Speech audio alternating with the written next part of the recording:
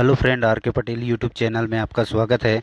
आज बात करते हैं महत्वपूर्ण अध्ययन बिंदु कंप्यूटर से। तो कंप्यूटर का शाब्दिक अर्थ देखते हैं। तो उनका शाब्दिक अर्थ होता है गणना या जो है गणक या संगणक या अभिलखन यंत्र। ठीक है, इसमें क्या होता है, सॉफ्टवेयर और हार्डवेयर होता है जो ऑपरेटिंग सिस्टम के माध्यम से चलता है। ऑपरेटिंग सिस्टम कहने का मतलब इनपुट से आउटपुट प्रोसेस डिवाइस में जाता है। ठीक है, फिर बात करते हैं कंप्यूटर की कार्यप्रणाली। तो कंप्यूटर मुख्यतः रूप से दो कार्यप्रणाली पर बात करते हैं। एक जो है इनपुट डिवाइस पर। इनपुट डिवाइस मुख्यतः रूप से mouse, keyboard, scanner, DVD drive, pen drive, card read और माइक्रोफोन होता है। ठीक है, आउटपुट डिवाइस की बात किया जाए तो मॉनिटर, स्पीकर, प्रिंटर, प्रोजेक्टर और हेडफोन, साथ में प्रिंटर, ये सब जो है आउटपुट डिवाइस होते हैं। ठीक है, कंप्यूटर जो है एक मशीन है और मशीनरी पार्ट को हम लोग हार्डवेयर कहते हैं। हार्डवेयर से जो भी निर्देश आता है उसको हम लोग क्या कहते हैं, सॉफ्टवेयर। उदाहरण के रूप में बात किया जाए तो कीबोर्ड एक जो है इनपुट डिवाइस है और प्रिंटर जो है आउटपुट डिवाइस है। ठीक है, कंप्यूटर के प्रमुख कुछ भाग हैं, उनको याद रखिएगा।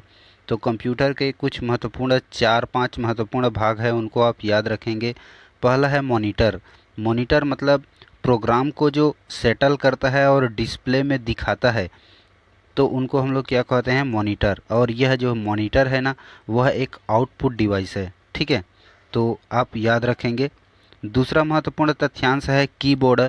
कीबोर्ड से हम लोग सामान्यतः रूप से सरल करने के लिए टाइपिंग को आसान करते हैं, तो कीबोर्ड टाइपिंग में उपयोग होता है। यह ऑपरेटिंग के ऊपर रहता है और यह भी एक प्रकार का क्या है, इनपुट डिवाइस है। ठीक है, फिर बात करते हैं हम लोग माउस। तो माउस मुख्यतः रूप से टाइपिंग और कुछ भी क्लिक वाली तथ्यांश को सरल करने के लिए यह एक जो है रिमोटिक डिवाइस होती है। ठीक है, यह भी मुख्यतः रूप से इनपुट डिवाइस है, याद रखिएगा। फिर बात करते हैं सीपीयू।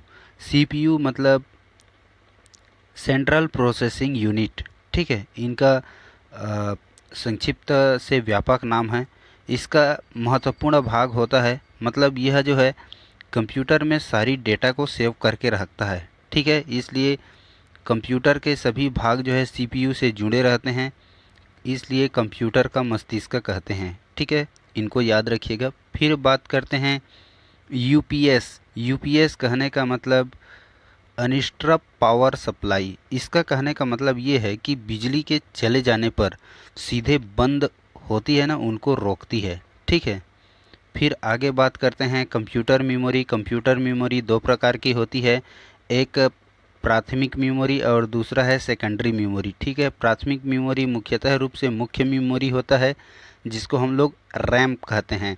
इसका सीधा संबंध जो है सीपीयू से होता है। ठीक है, दूसरा बात करते हैं सेकेंडरी मेमोरी। तो यह जो है स्थायी रूप से मेमोरी रहता है, इसमें मुख्यतः रूप से हार्ड डिस्क आते हैं। ठीक है, हार्ड डिस्क, चिप, ये सब जो है सेकेंडरी मेमोरी के अंतर्गत आते हैं। फिर बात करते हैं कंप्यूटर मेमोरी का सबसे छोटी इकाई की बात किया जाए तो वह होता है बिट।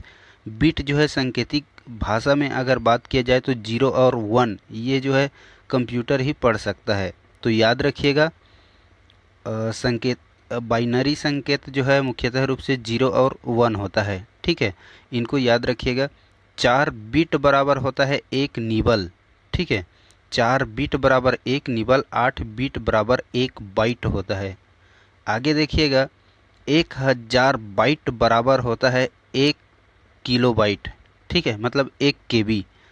इनको याद रखिएगा। 1024 मेगाबाइट बराबर 1024 किलोबाइट बराबर होता है 1 मेगाबाइट और 1024 मेगाबाइट बराबर होता है 1 गीगाबाइट और 1024 गीगाबाइट बराबर क्या हो जाएगा, 1 टेराबाइट। ठीक है, फिर याद रखिएगा 1024 टेराबाइट बराबर क्या हो जाएगा, 1 पेटाइड और 1024 पेटाइड बराबर क्या हो जाएगा,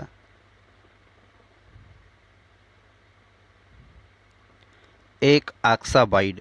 ठीक है, और 1024 आक्साबाइड बराबर 1 जेटाबाइट हो जाएगा, जेड बाइट। और 1024 जेटा बाइट बराबर हो जाएगा 1 जेड बाइट। ठीक है, इस प्रकार से कंप्यूटर की ये भंडारण क्षमता से अक्सर जो है प्रश्न पूछे जाते हैं।